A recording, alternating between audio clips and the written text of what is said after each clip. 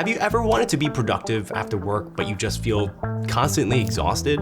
That was pretty much my life for a very long time. So 8 years ago, I was trapped in a job that made me feel hopeless, right? I remember feeling really happy and excited on Fridays, but then completely numb again on Sundays. And the scariest part wasn't that I was living this life every day. It was realizing that this would be the rest of my life, unless I changed something. Like, I dreamed of starting my own business, but I never had the time or energy to actually do it until I discovered these 6 things that helped me stop wasting my evenings after work.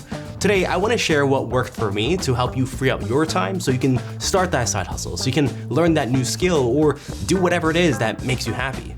The first thing is to force a transitional activity. Like, I still remember getting home after commuting for 1 to 2 hours. I'd lay on the couch, I'd open my computer, and I'd tell myself I'm just gonna watch one episode of The Office to relax before I start working on my own thing. And then 5 hours later, I am still binging The Office. And for the longest time, I could not figure out how to snap out of this cycle. But then I came across this research paper that basically says that when one part of your brain or your body is exhausted, you should use the non-exhausted part to kind of reset your energy levels. And I only realized how much of a difference this actually made when one day I got home early-ish after work around 7 p.m. And since there was still light outside, I just dropped all my bags at home and I started to walk around the block. And surprisingly, when I got home, I actually felt like working on my YouTube channel, right? I actually felt energized, I actually felt focused. And that's when it clicked. You need a transitional activity to reset yourself. And here's what that means and how you can do it. Number 1, if you are mentally exhausted after work, like you used a lot of your brain power, you need to reset your mental energy level by doing something physical, like going to the gym or going on a walk or cooking. And number 2, if you are physically exhausted after work, like you need to do the complete opposite, right? You need to use your mental energy. You need to sit on the couch, listen to music, draw, whatever. Just use your brain and use your mental energy. The key here is to switch between different types of activities so you can give your overused parts of your system time to recover while using the underutilized areas. And that brings us to the second thing, which is to work with your chronotype, not against it.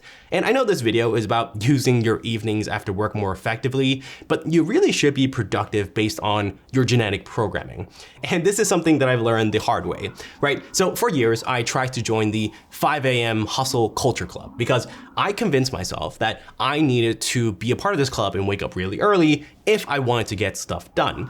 But there's actually research that shows that your body has natural energy cycles based on your genetics.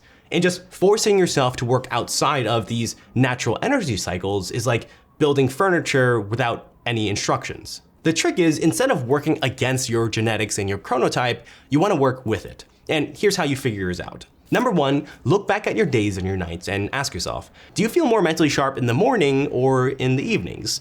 By the way, if you naturally wake up in the afternoon on the weekends, you're probably not a morning person. Number 2, instead of forcing yourself to be a morning person or a night owl, pick one that you are naturally acclimated to. So if you feel more naturally sharp in the morning, then wake up earlier to work in the mornings and sleep earlier in the evenings. If you're sharper in the evenings, then just sleep later so you can work in the evenings and just wake up later. The point is, swimming with the currents in the ocean is a lot easier than swimming against them. The next thing is to give yourself a 1 rule other day, which is actually how I learned to avoid burning out after burning out for so many times.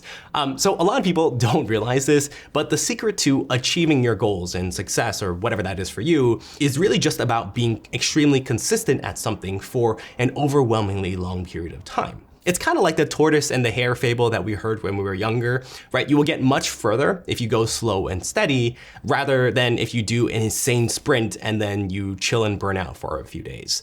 And I can tell you this from experience. If you didn't know, I am a type A person, shocker, right? And I used to have this ridiculous belief that if I wasn't productive every single day, then I was slacking off. And it became this like gnawing feeling in the back of my head. Like I would feel guilty if I wasn't being productive. So that's kind of what I forced myself to do, right? My schedule was wild for a very long time. I only let myself sleep maybe 4 hours a night, and I was surviving on loads and loads of caffeine and melatonin. And surprise, surprise, I burned out. And when you burn out, you just stop caring about everything. I constantly made excuses to avoid hanging out with friends. I slacked off at work. I barely did any work. And I just felt like this passenger, right, in my body for weeks until I finally got over my burnout. The thing is, your body and your mind, they run in cycles, right? It always follows a pattern. There's push, rest, and repeat. Push, rest, and repeat. And if you disrupt this rest part for a really long time, then your body and your mind is gonna start to deteriorate. And one of the best ways I've discovered to avoid burnout is by following this thing called the one rule other day strategy. And here's how you do it. Number one, give yourself permission, right? Give yourself permission to take up to 2 days off a week from being productive, whether that's in the evenings or in the mornings. You don't actually have to use the 2 days every single week, but on the days that when you come home and you are both physically and mentally exhausted and you just want to melt into your couch and watch Severance, right? That is when you take those 2 days. Number two, and probably the most important part of this rule, is never take 2 other days in a row, which means that if you chill on Monday, you must work on Tuesday, okay? You cannot chill again until Wednesday. And the reason is, if you give yourself an excuse to chill on days back to back, right, your brain is gonna start turning this mentality into a habit, and it's gonna become a lot harder for you to break out of it. Which brings me to this next point. So while I was creating this video, I did a lot of research into what other people said and what they wrote about. And there was this one topic that I noticed a lot of people missed out on, which I think is really strange because I honestly think it is the most critical part out of all of this. To the point that if you don't watch any other section in this video, let this be the only section you watch. And it's simply, you need proper nutrition. Okay, your body is a machine and it requires fuel to run. If you feed your machine, your body junk all the time, it's not gonna run properly. For a very long time, I always tried to min-max my life, right? So naturally, I love food deals, okay? Domino's $5.99 pizza, Burger King on the app, coupons, whatever, right? Anything that I could find for cheap that filled me up and lasted me a long time, I was obsessed with. So it was naturally no surprise that during this time when I was trying to get all these food deals, I never had any energy and I always felt exhausted.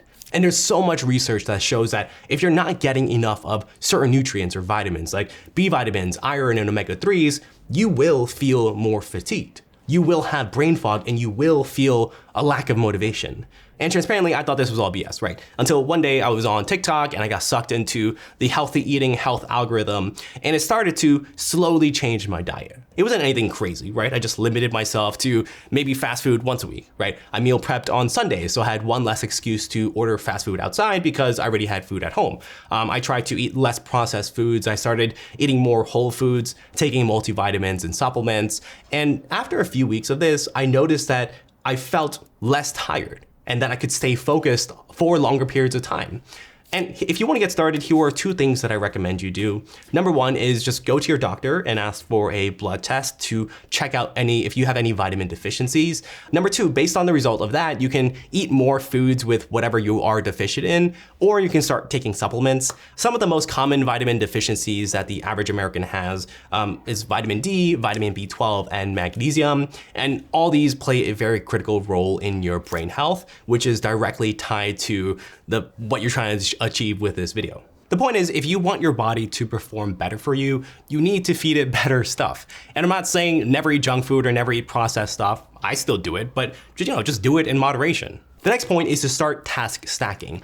And I figured this out when I realized that sometimes you literally do not have time to work, either because you have a very long commute, you had to work late hours, or you have responsibilities like you need to cook for your family. So instead of trying to force yourself to carve out this non-existent time out of your schedule, I personally started using what I call dead time way more effectively. For example, when I'm working out at the gym, I will catch up with the news, right? I'm gonna listen to the Up First podcast or Freakonomics or Planet Money or The Indicator. When I commuted to the office or when I'm commuting on a subway, I'll script some videos on my phone. When I'm cooking dinner, I'll catch up with Severance, right? And being able to task stack successfully actually requires 3 specific things. Number one is you need to think about how many activities that you do every day that you only either use your brain or your body. And number 2 is you want to try to stack the opposite activity on top, right? If you're reading, can you do some squats? If you're commuting to the office, can you read a book? And number 3, don't try to stack 2 activities that require your full attention. Like don't try to drive a car while reading a book. Otherwise, you're gonna do both pretty poorly.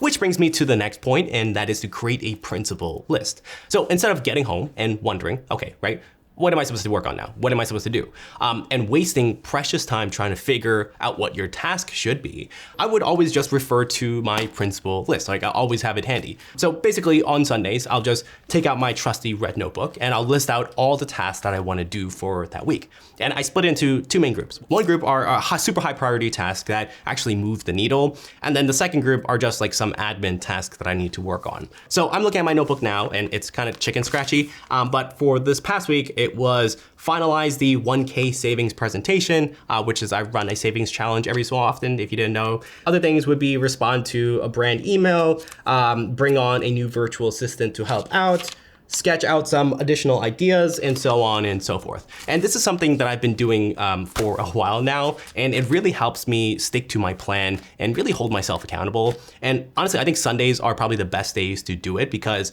when you create that list on Sundays, you are in a clear headspace, you are motivated, right, to start the week. Like I try to avoid making this list in the middle of the week because, you know, I might be tired, I might be exhausted, and I'll just make up some excuse for why I can't do this and that this week or next month, and I'll just keep on procrastinating and pushing it back. But because I make it on Sunday, it kind of sets it in stone. It makes it a bit harder for me to move it unless it's an emergency. And sometimes what I do is if I am falling behind schedule throughout the week, I'll like take tasks from the principal list and then I'll bucket them even further. So I'll be like, okay, on Wednesday, I gotta do this. On Thursday, I gotta do this. So it's a little bit more organized and even more granular of an approach. And again, it helps with accountability. Now, I don't want this to be just another video that you watch that makes you feel better about yourself, right? But you end up not taking any action. And yes, I am calling you out. So I want to share 2 additional things that I personally do that really helps me integrate things into my life and actually take action with them. So number 1 is to find your minimum effective dose for change.